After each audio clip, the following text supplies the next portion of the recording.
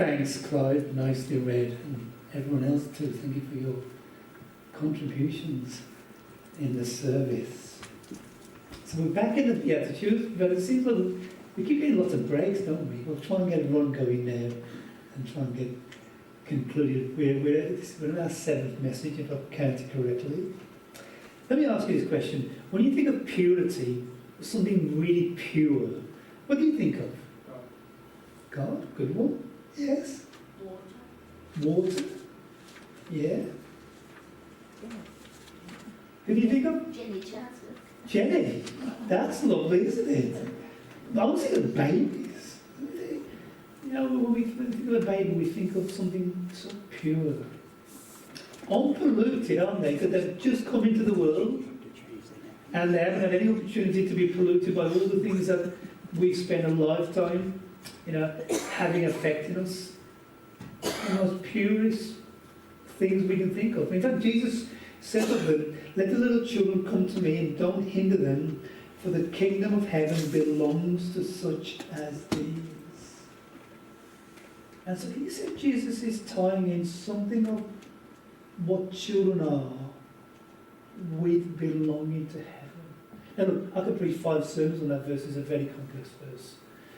But I just want to skip over it very quickly and just get to where I want to get to. But it does capture something of the essence of what the Beatitudes says that we're looking at today. Blessed are the pure in heart, for they will see God.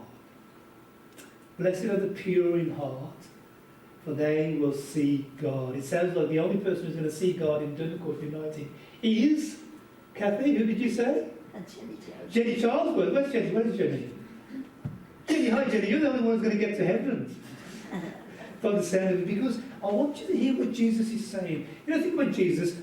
He speaks so gently and so lovingly, but so powerfully and so strongly. These are very strong words. They're said so gently. Blessed are the pure in heart, for they will see God. But it's very exclusive. What it's suggesting is, what is it suggesting about people who are not pure in heart?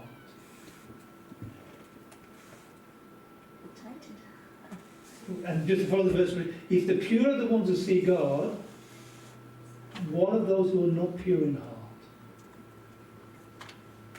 They don't get to see God. They don't get to see God, Peter. That's a very serious thing. Can you see that? And it's what I say about Jesus. He sounds so meek and mild, doesn't he? This baby. We like to think of him as, but he's very strong in his words.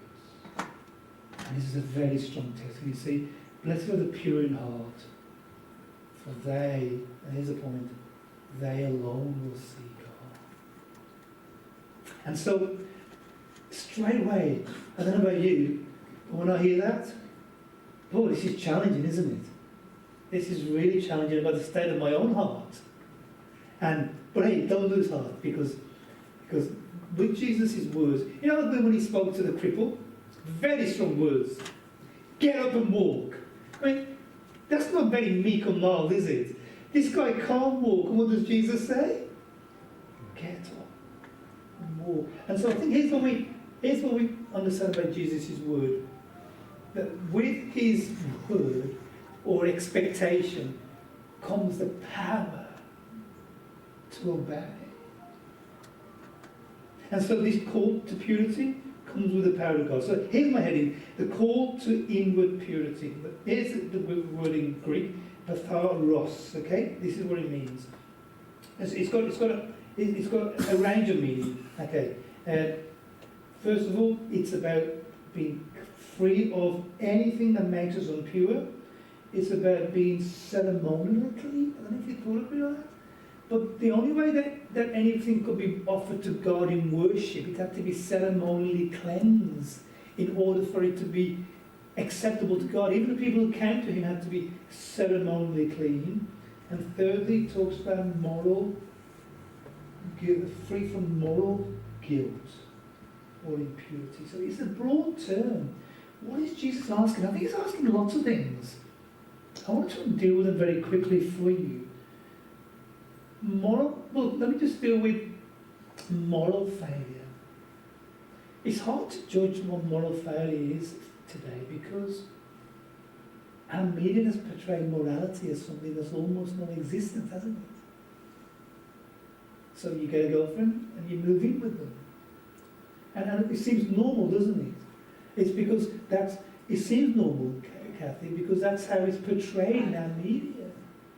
And so we don't think anything of it. Sexual impurity. But I know we're mostly old like me, so this may be less applicable.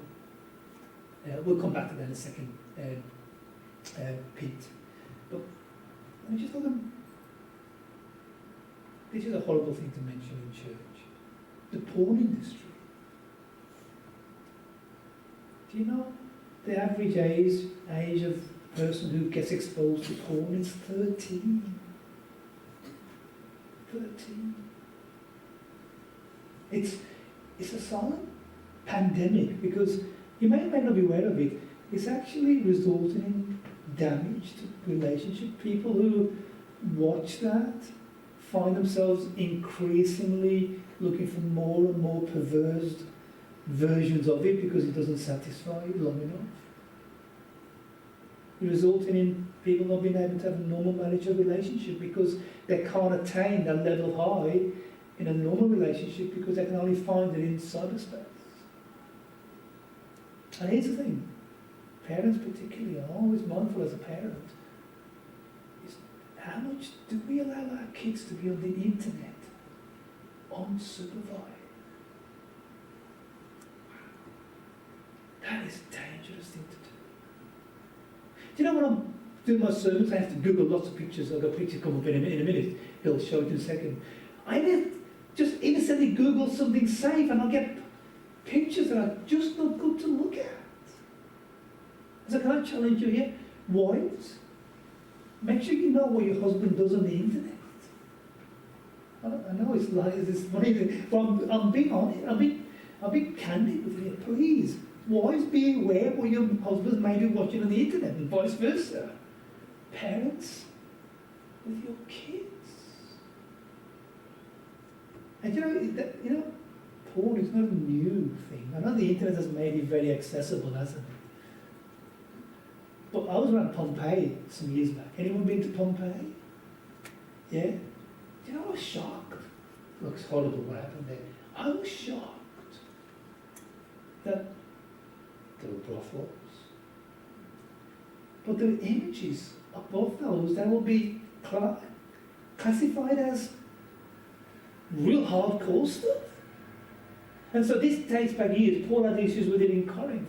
And so it's nothing new. So I think one of the things Jesus is dealing with here is purity from what our minds think of in regards to sex and lust. And we know that because in the same sermon, Jesus mentions this. You've heard it said, do not commit adultery, but I tell you that anyone who looks at a woman lustfully has already committed adultery with her in his heart. And so Jesus is dealing with the purity of our hearts in regards to sexual sins. He's dealing with the purity of our hearts in regards to how prepared we are for worship. Let me ask you, I've failed here because I've been in such a rush to leave my house this morning, put a mattress on the trailer, clean the trailer, get here, talk to Pete, finish my final prep, and I don't think I've done this well today. And I normally do at least doing singing, but my mind's been so much on leading that I've got distracted. But how have I prepared my heart for worship today? You don't have to answer this because I've just embarrassed myself. I don't want you to embarrass yourself either. Now you're going to find me, aren't you, Sharon? Because you expect more of your pastor. But have you prepared your heart for worship this morning? Did I get up and say, God, thank you for this day? It's worship day, it's Sunday, the day that Christians are called to worship together. Have you ever wondered why we worship on Sunday and not Saturday? I was with some SDA people yesterday. If any of them are listening, please forgive me. Seventh-day Adventist, okay? Who obviously insist on worshipping on Sunday and Saturday. To which I object strongly. It's why I'm here now and not yesterday. Okay? Do you know why we worship on Sunday when the Sabbath was on Saturday? Does anybody know the answer to that? Have a guess? Pete? Christ rose on Sunday. Thanks. But this guy, you ought to be pastor in this church. Why did you call me? He answered every question theologically correct, isn't he? I'm too busy. Oh, thanks, man. Thank you. Pete's spot on. The reason we worship on Sunday is because it's a day that Jesus rose from the dead, and so the early Christians thought, hey, we should celebrate his resurrection, and they began just, not by command, naturally, began to worship Jesus on the day that he rose from the dead, and it became instilled, and it became tradition. That's why we worship on Sunday. It's not actually a command. It became a tradition. And so you see early Christians worship on the day of the resurrection and have less focus on the Sabbath, and particularly because this is much more complex and I can't deal with it now, because the Christian is not celebrating a one-day Sabbath on Saturday. No, the Christian is celebrating a life of Sabbath, the Christian life. Now, we can talk about that in the years ahead, okay? And so, let me just come back to this. So, hey, let's prepare our hearts for worship. It's just, I think that's part of what Jesus is talking about, this purity of heart. But essentially, what Jesus is ultimately speaking about behind moral purity and sexual purity and preparing for worship, having pure hearts, having cleansed hearts rather, is talking about that undivided heart. Look, Deuteronomy 6. Love the Lord your God with how much of your heart? All your heart, all your soul, and all your strength. Boy, that's a lot, isn't it? You know what that means? Jesus wants the lot. You get our sandwiches, the lot. Jesus wants the lot, the bacon, the lettuce, the whatever. What goes in the lot? I don't eat a lot of pork, as you know. Jesus wants the lot. Well, this is God speaking here. And so I think what's being dealt with here by Jesus, he wants an undivided heart. He wants a heart that is totally focused on him. Single-minded heart. This is what the NIV commentary says on these verses. It's impossible to have one characteristic without the other. The one who is single-minded in commitment to the kingdom and its righteousness will also be inwardly pure.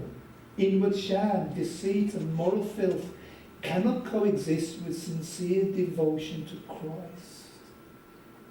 And can you see the point here? What Jesus is asking for? He's asking of his followers undivided attention and loyalty and commitment. Here's what James says. James is the brother of Jesus. And so although he wasn't a believer during Jesus' ministry, it's bizarre, isn't it, that Jesus' own siblings didn't believe in him. But it's not bizarre, is it? Because they lived with him, didn't they? The sibling who always got it right, who was never in trouble. I can imagine that, can't you? And now all of a sudden he's claiming to be God. Of course they think he's mad, don't they? This is their brother. They're claiming to be God. And so his siblings didn't believe in him during his ministry, but at least James and others we assume came to faith. And so James came to faith and he wrote a letter. And this is what he says: come to God and he will come near to you. Wash your hands, you sinners. He's a bit stronger than his brother, isn't he? Wash your hands, you sinners, and purify your hearts, you double-minded. And can you see how that purity fits between washing our hands of sin, so pursuing hope and righteousness, and not being double-minded, being single-minded in our commitment to God? The psalmist can say, who may ascend the hill of the Lord, who may stand in his holy place? He who has clean hands and a pure heart, who does not live, and he explains what a pure heart is, who does not lift up his soul to an idol or swear by what is false. So again, a clean heart is someone who's single-minded towards Jesus or towards God, who's not distracted by the worship of other things.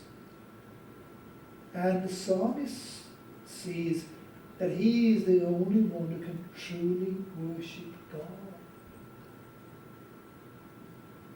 So where are my passions? have a lot of passions.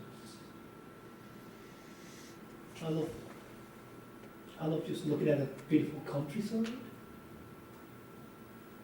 I love looking at a beautiful seasides.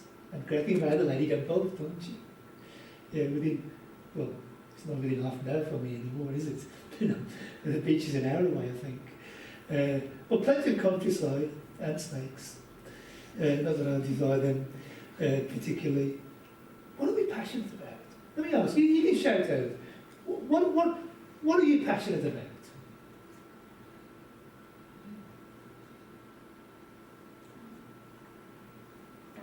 Family? Music.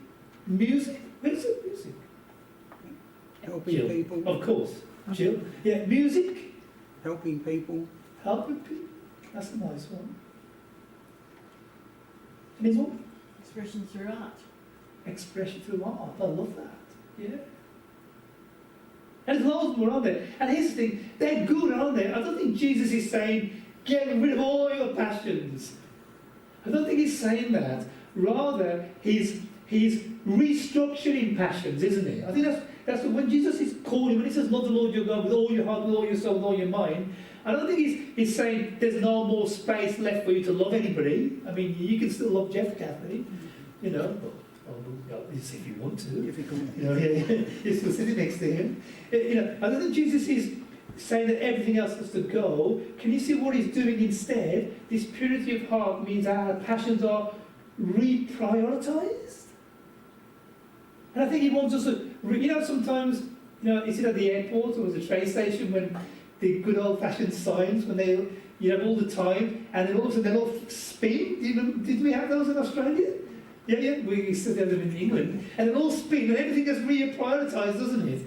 And I think what Jesus is saying, he wants your life and my life to be like one of those train station signs where all of a sudden, because of Jesus, you've had an encounter with Jesus, everything gets shh, and the whole board changes, and Jesus goes from nowhere or there or there or there to there.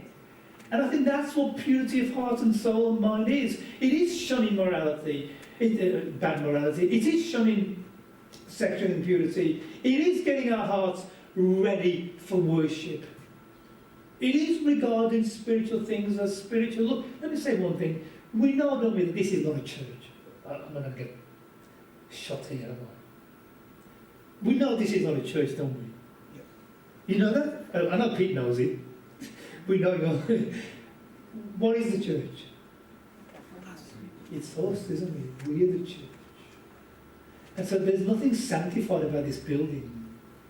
You know, there's nothing here, and we don't have pews. Boy, in England, I've been in pew churches, I've pastored churches with pews. They are the highest form of sanctified element in any church. You can't touch the pews. You can't touch the pews. And yes, of course you can. Throw them out. Who wants to sit on pews? Do you fancy that guy? They're not very friendly, are they? There's nothing sacred about this building. Nothing at all. Not even that, because that's not Jesus' cross, is it? There is something sacred here. Very, very sacred. What is it? Thank you. You know that she knew the answer, but you're too nervous that you may get it wrong, and I might just embarrass you in front of all these people. As I've done before. You are a little person, and I feel less intimidated, you see. Sorry. What was it on? Shout it out, Sharon. You are that which is sanctified here. Okay. And so, come, bring yourselves to worship. Here's a song, and I think this captures some of these. A new song, it was mentioned to me recently, and I just listened to it over and over and over again. I can't stop listening to it because I both love the song, because I love the tune, I like the rocky version of it. It's a worship song, and I love these words. This holy desire is burning, and it just gets brighter. I can't sing. You do not want me to sing, okay, so I'll just read them for you. Maybe Trevor can sing them for you. Maybe we can learn this song, guys. It's a bit jazzy, but I'll send you the link. Perhaps we can have a go at this. It's a new song This holy desire is burning and it just gets brighter. Can't put out this fire. I've just got to lift you higher. If there's ever been a time, the time is now, right now. If there's ever been a name to sing out loud, Jesus! You deserve it. You are worth it. All of my passion. All of my passion. We've got to sing this, guys, okay? We've got to learn this song. Jesus, can't contain it. My love, my praises, all of my passion. All of my passion. I think that sums up Matthew 5:8. Blessed are the pure in heart, for they will see God. Blessed are those whose hearts are totally and transparently, single-mindedly, sacrificially given over to God. Love God with heart, mind, and soul, which means in every area of my life. And guys, please don't hear me saying I'm a pastor because I've arrived. I'm a pastor because I realise I haven't arrived. It's what we strive for. That loyalty, that dedication, that passion, that love for Jesus. And here's the reality, it's only that love that leads to heaven. That's what Paul says. Look how seriously Paul took this purifying of his heart. Therefore I do not run like someone running aimlessly. I do not fight like a boxer beating the air.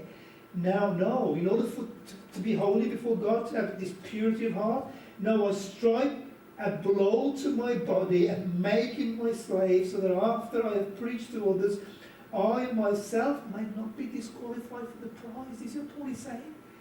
I'm so concerned about being pure in God's sight that I beat my body to make it an instrument of holiness to God, so that, wow, this is shocking of Paul to say this. Look at that. So I myself, I'm not too little to do this, am I, Sharon? I wouldn't be asking you, would I? Sorry. Will not be disqualified. What's Paul saying? What's Paul concerned about? Preachers getting too up themselves. Yes, he may not make it to heaven just because he's a preacher. Do you see this guy here? You know this title? Pastor? Doesn't come with a ticket to ride to heaven. It doesn't come with that. Paul knew that. And so can I encourage you, can I encourage this failing sinner to strive after God? To pray, God, give me a new passion. Fill me with zeal for you. To have this heart of purity that is committed to you, that loves you, that's transparent, that is passionate, that in every area of my life I ask first, Jesus. I put Jesus first. Because, says Jesus, because it's the pure in heart that will see God. That's obviously eschatological. It means it's to do with the end. It's those whose hearts are pure that will see and stand with God, see God, be with God, live with God. But it's also for the present. It's the pure in heart who have a passion for Jesus, that will see him now in life. That may not be, we actually see him visibly standing here, though some people seem to do so. I'm open to that. See him as in know him, feel him, experience him, have him almost tangible. So friends, I'm going to finish with this. Because you may be sitting there thinking, hey Paul, I don't think I'm called God Montaz. Where does that leave me in my faith? Well, let me tell you this. I've already mentioned the cross. You stand because of your profession of faith already justified in God's sight, acceptable. He welcomes you, He accepts you, He loves you. And here's the reality. You may be judging your heart far more harshly than Jesus is. If you love Jesus, if your heart's committed to Him, your heart is on that journey of purification. It is the heart that's been blessed. I want to leave you, as much as I've challenged this morning, I want to leave you with that. That if you profess faith in Jesus, then He has purified your heart, and He is purifying your heart. And so, I guess the last thing I want to say now is walk in step with what God's doing in your life. He's leading us on this journey when our hearts are increasingly being purified. We increasingly reject sin and seek Him. It's something God is doing with us in Galatians 5. It's not on the screen. Galatians 5.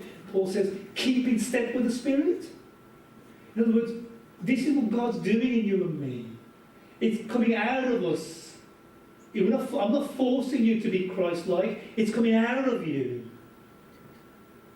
Just go with it. Go with the flow. Keep in step with God's Spirit. And you will see God.